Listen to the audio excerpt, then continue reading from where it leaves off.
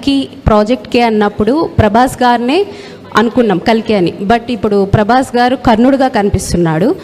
So కల్కిగా ఏ hero రాబోతున్నాడని ఎదురు చూస్తున్నాము. And next మహాభారతంలో చాలామంది ఇన్స్పైరింగ్ క్యారెక్టర్స్ ఉన్నాయి. సో ఆ క్యారెక్టర్స్లో మిమ్మల్ని బాగా ఇన్స్పైర్ చేసిన క్యారెక్టర్ ఏంటి, ఎందుకు, ఏ పాయింట్స్లో ఆ క్యారెక్టర్కి మీరు ఇన్స్పైర్ అయ్యారు? అంటే ఇంకా ఇంకా పొట్టలోనే ఉన్నారు. సో యాక్టింగ్ కాస్టింగ్ గురించి వెళ్ళలేదు ఇంకా. So and second part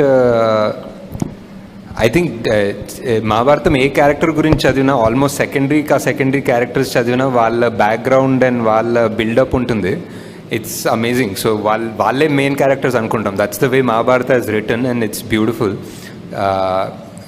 But obviously, like so many people, and very obviously because I put it, Karnadu is one of my favorite characters. Okay.